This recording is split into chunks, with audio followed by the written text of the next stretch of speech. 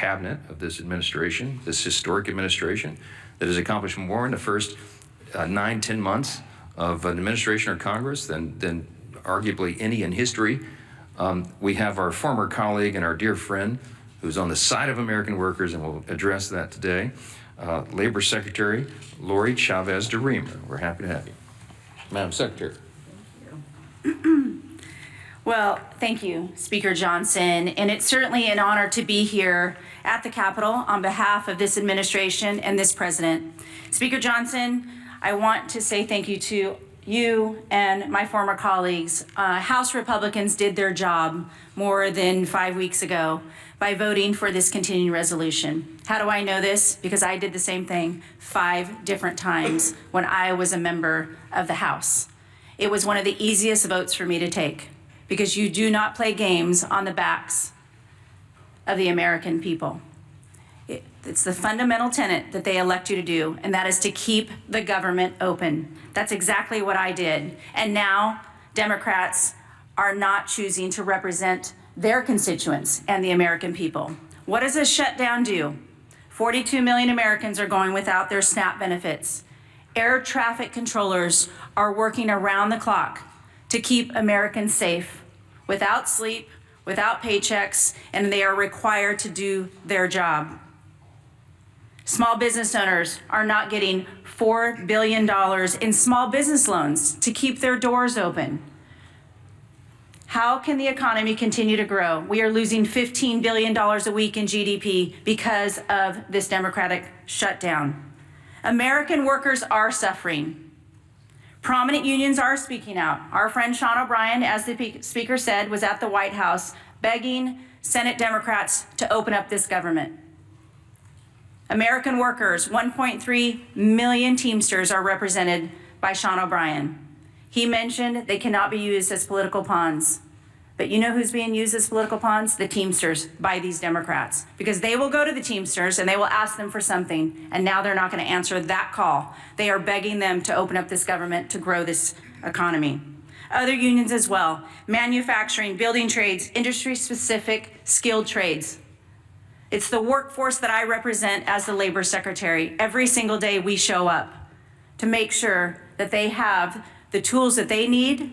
We have sent out over $86 million to our respective states in order to upskill and reskill the American workforce.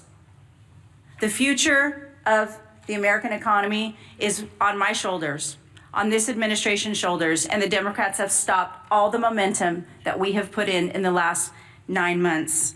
Registered apprenticeships, the future workforce. Not only are we hurting the current workforce, it's the future workforce. We are trying to educate our young people. We're trying to register 1 million active apprentices across this country. We had almost 250,000 registered, and now that has come to a screeching halt. We're trying to educate our young Americans on AI. Pilot approaches for workforce challenges in AI, the uncertainty. American workers deserve to know that they are going to have a job in this country, and the Democrats have chosen to play those political games. But many of our efforts have been stopped. 13 times they had an opportunity to say yes, just like I did, just like my colleagues have done. Enough is enough. President Trump has done his job.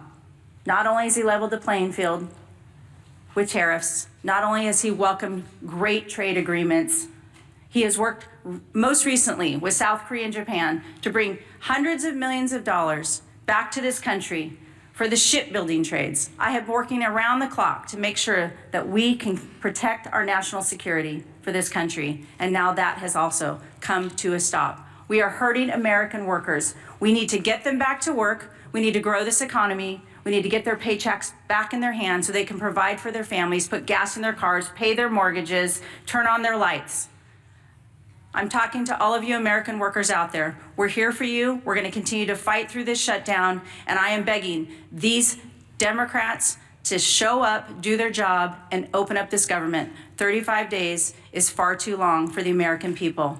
Enough is enough. I'd like to turn it over now to my Chairman Wahlberg, Education and Workforce Committee.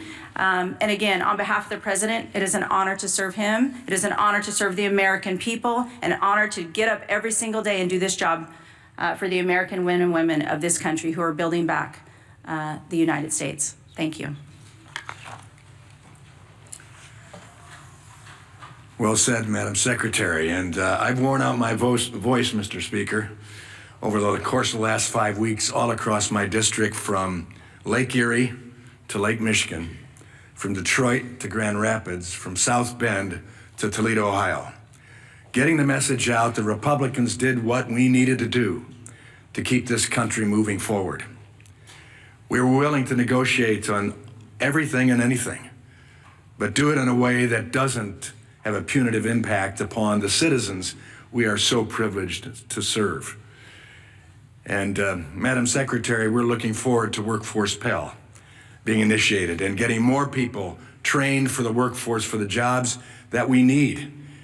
And this stutter that's gone on now for 35 days doesn't help us get it up and running well as a result of the One Big Beautiful Bill and what we've done there and many other things for education and the workforce.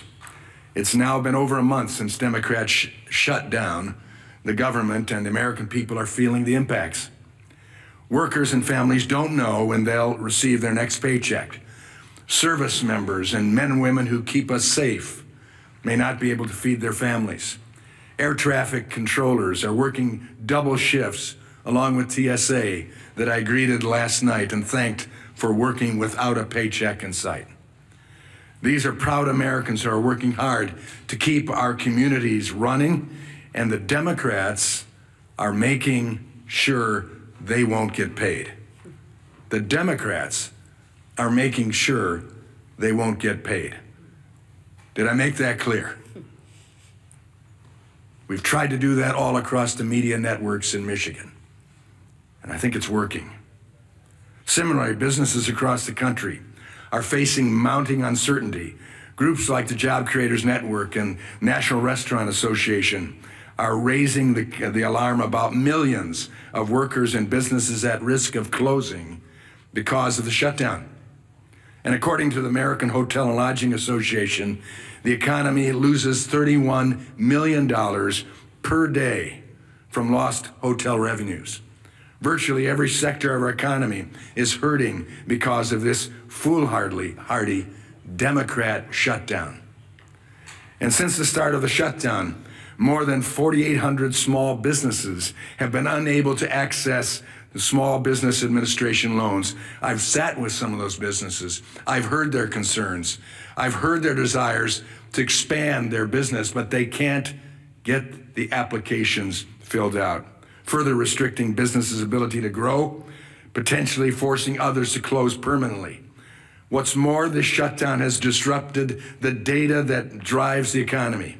Jobs, prices, paychecks, the data that guides it all has stopped flowing, and that is hurting workers, families, and job creators.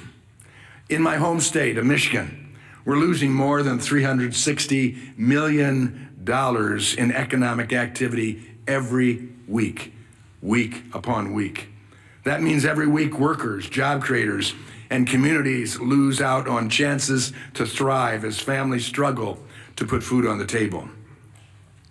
But Democrats don't seem to mind.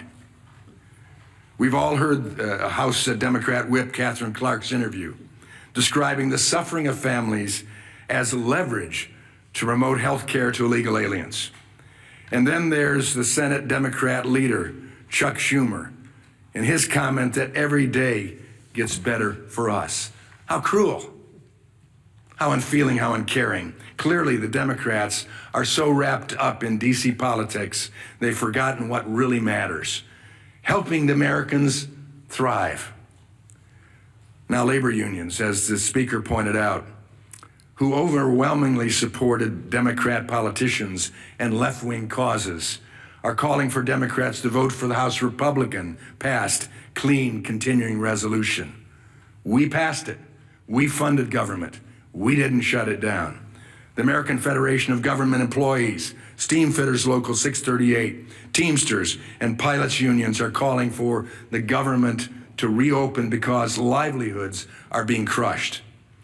Our nation's children are being impacted too. and I'm concerned about that. Some Head Start programs, some of those small little seats that I've sat in, hearing about what good work is done for these families and kids. Head Start programs, because of the Democrat unfunding of them, will not receive federal grants despite being the only option for many low-income families. That will lead to disruptions that will force families to go without child care as programs face dwindling funds or go without funding entirety. We funded it in the House. The Senate Democrats need to do the same. If the COVID-19 pandemic taught us anything, it's how bad any disruption to a child's life can be. Long-term school closures exacerbated learning loss and caused skyrocketing truancy. How long do the Democrats need to keep our government shut down before they see the real harm they're doing to Americans' children? The Democrat government shutdown has gone on far too long. And the longer it lasts, the worse things get for the American people. This is the first time in history, if you might be reminded, the first time in history a political party has shut down the government over a clean CR. The Democrat petty partisanship is hurting workers and families across the country. The shutdown is also showing Americans just how far the Democrats will go to promote their out-of-touch agenda, even if it means holding the American people hostage for more than a month. America's workers, families, unions, and job creators have all spoken. Chuck Schumer, pass the clean CR and reopen the government immediately. I hope the Democrats are listening, at least 5 of them. Republicans have listened and voted to fully fund the government, coming on 15 times as of today. It's time for 5 more Democrats, including my 2 members from Michigan, to vote the same way. For the children, as Nancy Pelosi has famously said. Do it for the children. Do it for Americans. I now am pleased to turn over the podium to a great leader, Leader Scalise. Thank you, Chairman Walberg and Secretary Chavez de Reamer. It's great to have you back here in the House. I'll start by joining in with what the Speaker said and extending my condolences to the family of Dick Cheney. Of course, served 8 years as President George Walker Bush's vice president, served in so many other important roles in government, started as a member of this House of Representatives, and lived an incredible life. And we mourn his passing and extend our prayers to the Cheney family. As we look at potentially another vote today in the Senate to try to have a breakthrough to open up the government, let's remember when the Senate votes today, they're not voting on some big, massive omnibus bill, a bill that resolves all of our differences. You know, if you're one of these Democrats, and it only takes 5 to get this government back open, and you're struggling with this decision, do you offend your far left radical base? It's about to elect the new leader of their Democrat Party in Mondami in New York.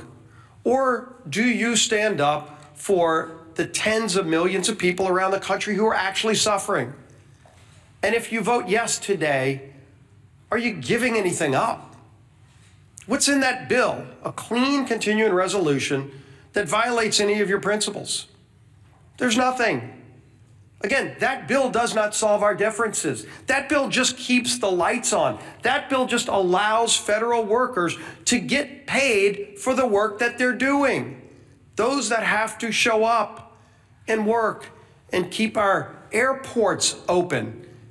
The air traffic controllers who are working under high, incredible stress in a normal time so that planes can land and take off safely with 150 plus people on each one of those planes, without worrying about the stress that as soon as they get off the job, they've got to go do a second shift as an Uber driver because they can't put food on the table because Democrats shut down the government.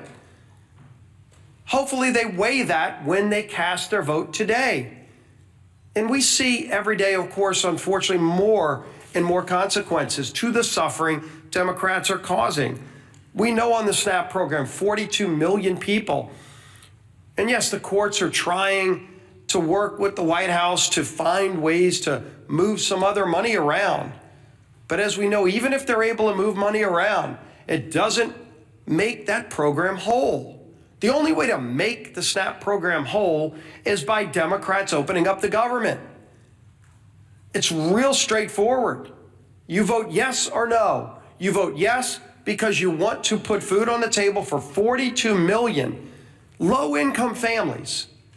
But if you vote no, maybe because you're afraid of some radicals in Portland or San Francisco or New York City, when you vote no, you are taking food off the table for 42 million low-income people, the least among us who need that help. 6.7 million going without the Women, Infant, and Children program funding. WIC program is really, really important, again, to very low-income people who need that help. Democrats have no problem shutting off that funding, causing that suffering, and to use their term, because they think they're getting some kind of leverage. We still don't know what the leverage is for. They're trying to leverage the American people, and they can't even articulate what it is they want. Yeah, $1.5 trillion wish list of crazy items like free health care for illegals, gutting a rural health care fund. Is that really the leverage they want to use the American people for and deny the WIC funding? 2 million people in the military, 2 million service members going without pay. What do they say to them? Oh, gee whiz, they were so afraid of Mandami in New York that they couldn't vote to pay our men and women in uniform who are keeping our country safe, risking their lives, while their families are wondering if they're going to be able to put food on the table. What a profiling courage. It's gutless.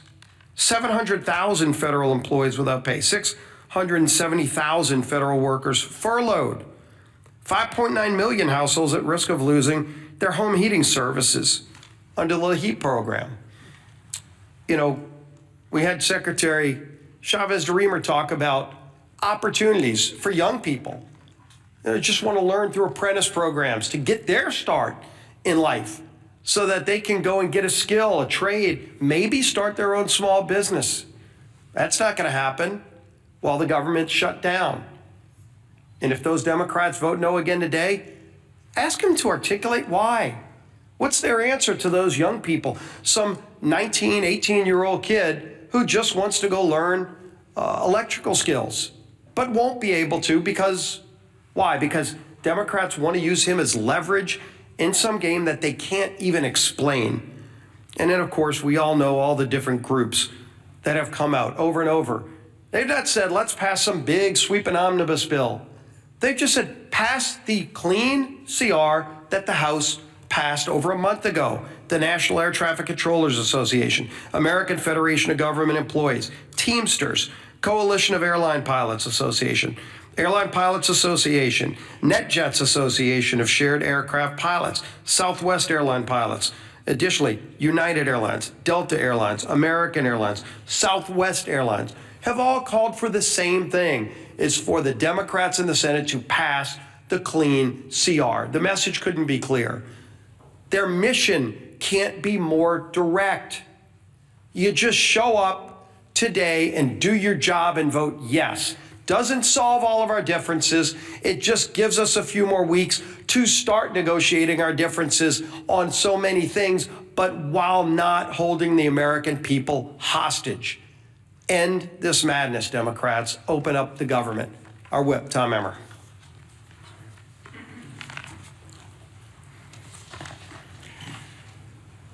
The Democrat government shutdown, spanning 35 days and still counting, is now tied for the longest government shutdown in U.S. history. Chuck Schumer and company are going down in the history books for beating total obstructionists over a nonpartisan government funding bill. Meanwhile, it's hardworking Americans who are being forced to pay the price. Federal workers are turning to local food banks to feed their families.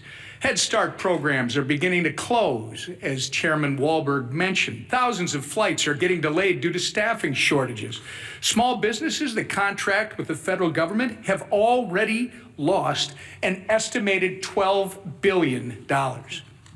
Even unions, as you've heard, which traditionally have favored our colleagues on the other side of the aisle, are begging for them to end their needless shutdown charade. The good news is, I think we've reached the real inflection point. Today is election day in several states, and we're hopeful that after today, the Democrats won't be as concerned about holding the line in order to appease the Kami Mamdani and Omar Fata wing of their party. And maybe, just maybe, at least 5 Senate Democrats will finally come to their senses and join us by passing our clean CR to reopen the government. The ball is in their court. Republicans have done our job. The question is, are Democrats willing to put politics aside long enough to do theirs? I hope the answer is yes, sooner rather than later. The American people deserve better. Chairwoman McLean. Thank you. And thank you, Chairman Wahlberg and Secretary Chavez-Dreamer. It's good to see you again. Thank you for your words of wisdom. But again, here we are today, and I want to be very clear about the consequences of the Democrats' actions. 42 million Americans will lose their SNAP benefits because they voted to shut the government down. Air traffic controllers, TSA agents, and federal law enforcement officers are working without pay because they voted to shut the government down. Democrats have weakened our military, threatened families, and held hard-working Americans hostage. Why? All because they voted to shut the government down. And why did they inflict this pain? Because Democrats wanted leverage. Leverage to appease their radical base with more wasteful spending. And don't take my word for it. They've admitted this countless times. They're not even ashamed of this. And today we'll prove it again when the largest federal workers union called on Democrats to end the shutdown. What Democrats do? They still voted no. When air traffic controllers unions asked them to support the clean CR to make sure that the government stayed open, Democrats voted no. And when nearly 500 small businesses and travel organizations warned the shutdown is crushing them, what Democrats do? They voted no. But the socialist wing of their party wants government-run health care, taxpayer-funded benefits for more illegals, and another $1.5 trillion in wasteful spending. That's what your Democrats want. Enough is enough. We aren't going to let your socialist base call the shots. To every Democrat watching, hear me when I say this. It is time to stop holding the American people hostage. Just because you are being held hostage by your socialist base. End the shutdown. End the pain and suffering for the American people of which you represent, and end it now, please. All right, thanks again, Mr. Chairman, Madam Secretary. I know you all are busy. We're glad you're here and grateful to have you. Let's take some questions. Front row, front row. There have been reports of bipartisan talks from senators to reopen the government, to move forward on ACA votes. Are you or other top House GOP members in the loop of these conversations? Are you present in these meetings? No, not present in the meetings. I know about as much about it as you do. I know there are, we hope, we pray, a handful of moderate and centrist Democrats left among the Democrats in the Senate, where the whole country is counting upon them. I have said here, I do not expect that Chuck Schumer or Hakeem Jeffries will ever vote to reopen the government. I don't think that they're willing to face the wrath of the leftist base. They see what's happening in New York City and in their state of New York, and they're terrified by that. I mean, we've made that very clear, and I think the evidence speaks for itself. So we're going above the heads of the so-called leadership, and we are appealing to the consciences of a handful of people in the Senate who want to do the right thing and just stop the pain for the American people. And we pray that today is that day. Maybe tying for the longest shutdown in history is something that they can claim as some sort of success. But it's sickening. It's sickening to see a political game being played. We're not playing a game here. We never were. Back on September 19th, to remind you all again, we passed a clean, nonpartisan CR. It's 24 pages in length, had not a single Republican priority on it. Why? Because we did it in good faith, because we didn't want this eventuality to occur. We knew it would be too painful for the people, and that's why we've always done the right thing, as everyone has said over and over. Now they won't, and we all know why. Yes, sir. No.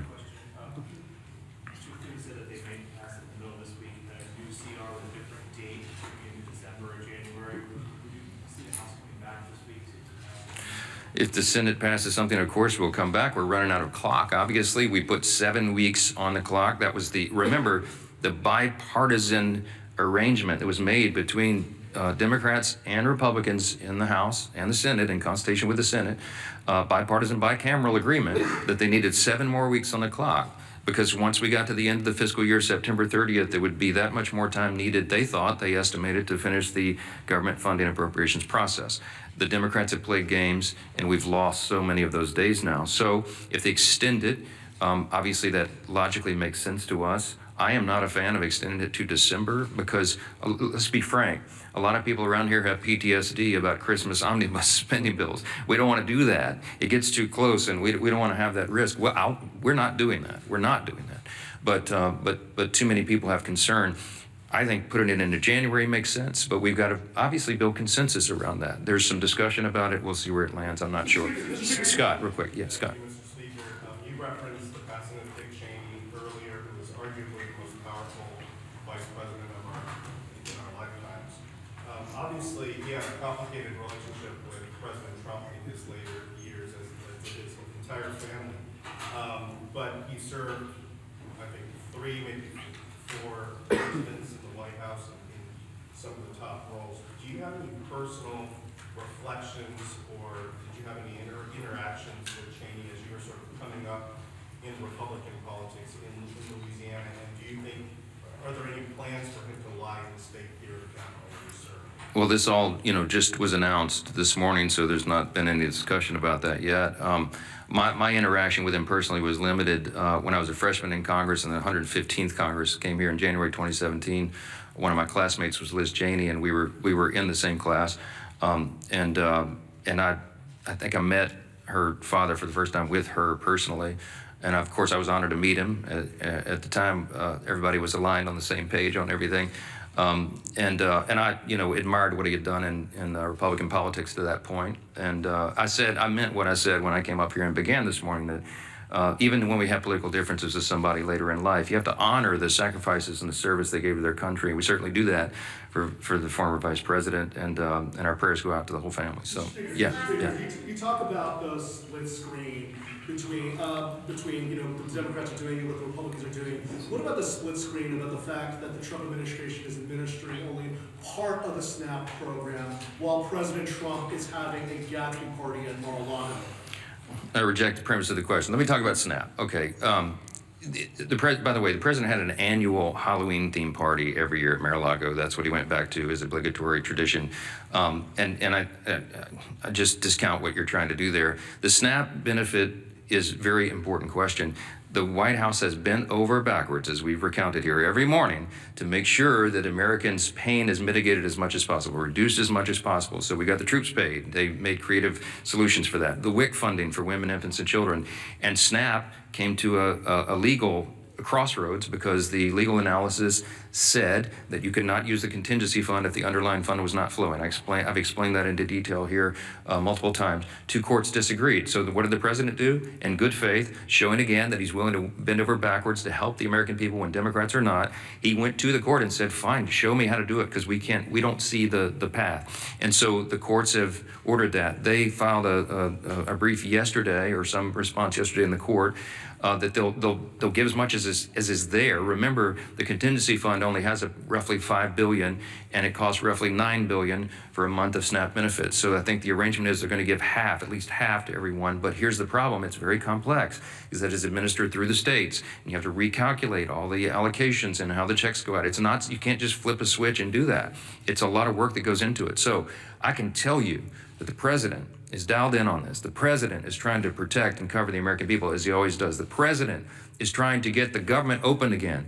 And the Republicans have voted 14 times to do it, and the Democrats have voted 14 times not to do it, to keep the government closed. That's the story. And I don't know why there's any confusion about this at all. They're going to do it again today. My prediction is the Democrats are going to vote for the 15th time to shut their government down, and they're going to look down their noses at the people who are struggling, who are suffering, can't put food on the table, who can't pay their bills because they're playing games over here. It is absolutely unforgivable in my view. And I wish more of you would give them a tougher time. Yes, last one.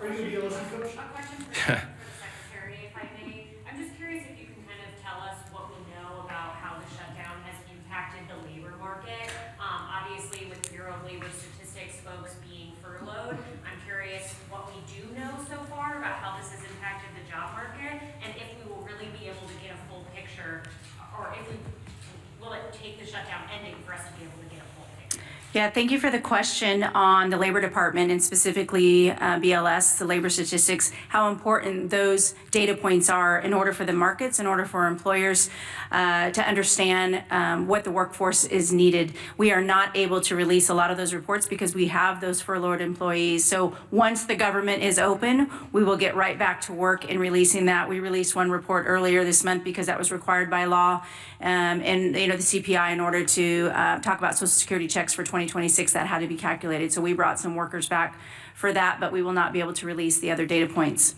As far as the Department of Labor goes, as was mentioned when we're talking about the SNAP program, one of the other programs that we're definitely concerned about, and we've sent letters out to all 50 states, is unemployment insurance. As delivered by those states, that will be the next thing that we have to be concerned about. If people stop receiving their unemployment insurance, will be another detrimental fact to the American workforce. So that is what we're focused on now. We need this government open. We need to get back to work for the American people. The American workers deserve to know where their next paycheck is coming from, and the American economy deserves the American workers there. So yes, this is impacting the labor force. I would imagine we're going to see more and more things every single day that this government is shut down. It is going to affect the American economy. And so we're working hard at the Labor Department to make sure that we can keep everything running that we can. But right now at this point, we're working off the back heels of us, and we have to do everything we can. So it's important to get as many statistics out as we can, but we haven't been able to do so. So we're working hard for the American people. We need this government open to do so and to continue. Thank you. Real quick, do you support ICE raids in districts like Speaker Johnson's district, the Republicans up here on stage, in the agriculture and hospitality sectors? Well, one of the things we focus on is all of the programs in order to support the American people. Certainly, the president has been clear. We secured that border. We're going to continue to work on behalf of this administration to focus on the American people, American first policies, and the American workforce. Thank you. Thank you. What about LSU? Thank you.